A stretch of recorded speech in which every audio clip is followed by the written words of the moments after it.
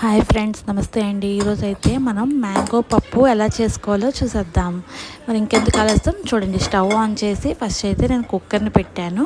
కుక్కర్ని పెట్టుకున్న తర్వాత నేనైతే ముందుగానే సోక్ చేసి పెట్టుకున్న దాల్ని అయితే యాడ్ చేస్తున్నాను. సోక్ చేయకపోయినా పర్వాలేదు. ఇక్కడ నేను జస్ట్ ఒక హాఫ్ అన్ అవర్ అయితే సోక్ చేశాను.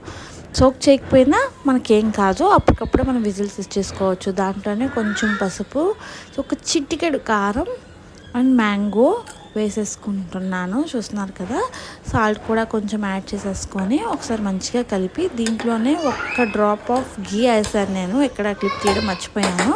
కుక్కర్ విజిల్ అయితే పెట్టేస్తున్నాను. కుక్కర్కి 5 విజిల్స్ అయితే ఇస్తున్నాను. ముందుగానే హాఫ్ అన్ అవర్ నానపెట్టుకున్నాను కాబట్టి 5 విజిల్స్ అయితే సరిపోతుంది.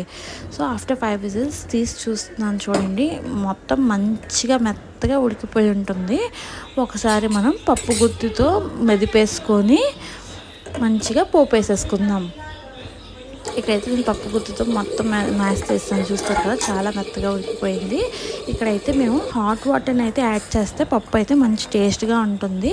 కూల్ వాటర్ వేస్తే అంత టేస్ట్ రాదు. సో హాట్ వాటర్ని యాడ్ చేసుకొని ఎంత పలుచగా మనకి ఎంత క్వాంటిటీ కావాలో అంత క్వాంటిటీలో వేసేసుకున్న తర్వాత పోపుకైతే ఇక్కడ మమ్మీ చూస్తున్నారు కదా, ముందుగానే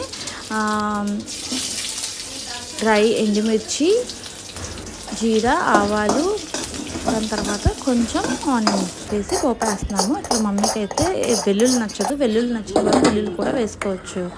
సో పోపు వేసేసి మిక్స్ చేసుకుంటే ఎంతో రుచికరమైన మ్యాంగో పప్పు ready. Thank you for watching.